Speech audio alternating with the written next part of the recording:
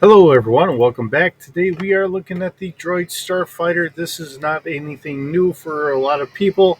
This is something that we have all seen in the prequel movies. Most notably, actually, I guess it was all three of them. Um, the interesting thing is the size and, you know, really, I guess the biggest part was the cost of a fighter like this. So let's get into this and let's kind of break this down. So we have Senior Captain Thrawn at the time. I believe those are robotic combat craft powered and operated by artificial intelligence called droids.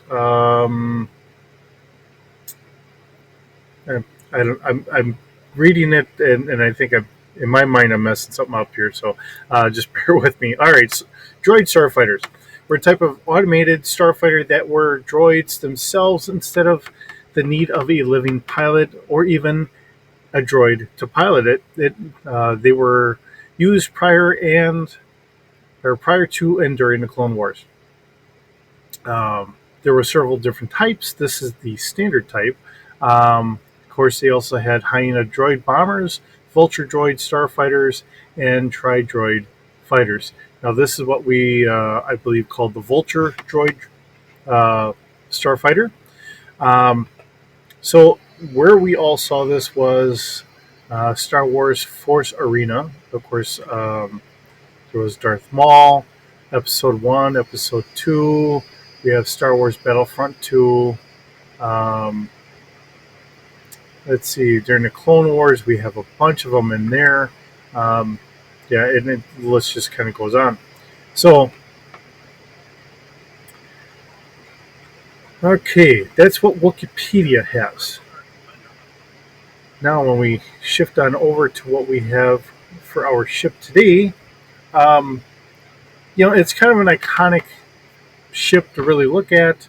Um, so it's a Zychar variable geometry self-propelled battle droid Mark One. Um, so it is at Starfighter scale. I have seen listings for this where they kind of play with the scale a little bit here and a little bit there. It is only 3.5 meters.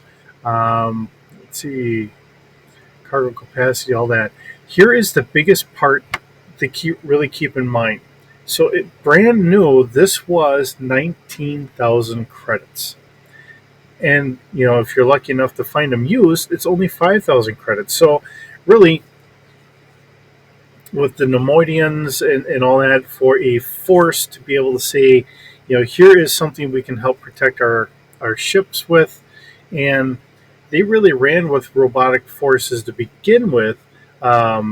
They themselves didn't do a lot of the heavy lifting. They used the droids for all that stuff.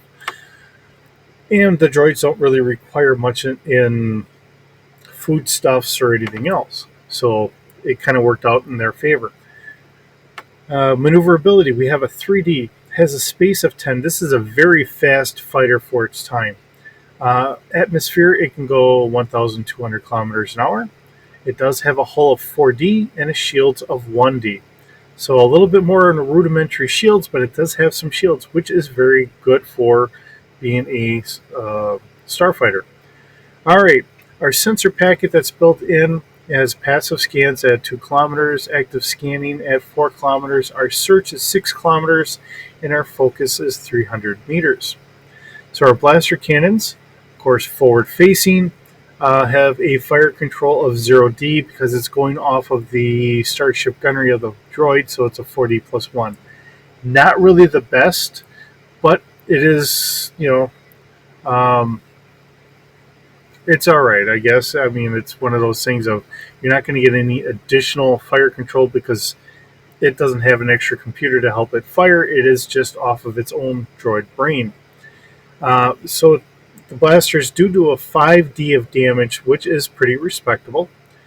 We also have 2 energy torpedo launchers, and it's 4 torpedoes each, so a total of 8 torpedoes in all, and they do 9D damage.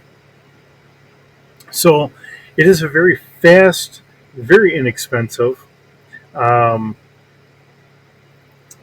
and a very, very deadly combination for a fighter craft. And the beauty is they would hang them in racks.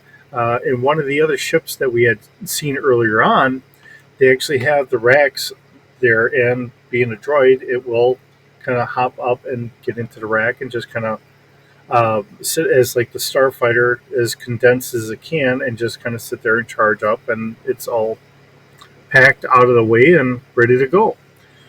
Um, which really makes it very advantageous for like the Nemoidians and some of the other um, Confederacy uh, allies and all that stuff. Really, because a lot of their ships were built with those racks, similar as to how the TIE fighter can be stored, not always, but can be, where it can actually be stored up in a rack so that way it keeps it up and out of the way and it gives you the deck space. So if you need additional craft to be brought in, you can still do that.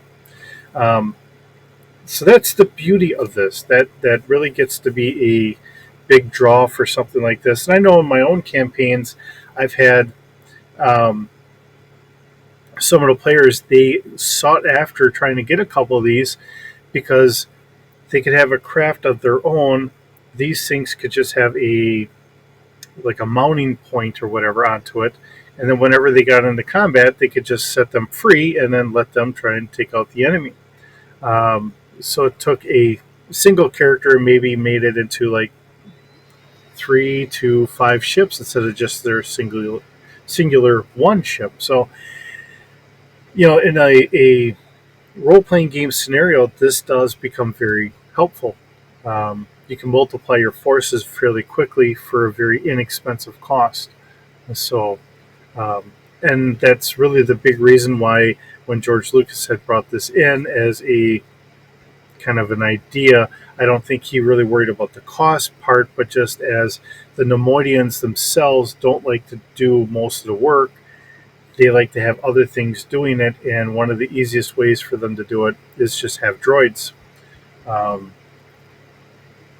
to me, it seems like they're a very um, cautious race of beings that they don't they really don't want to argue with other people. They want to muscle their way in like low level gangsters, but they're too timid to really do it on their own. But if they have droids that can do it for them, they can use the droids to really do the things that they're afraid to do themselves.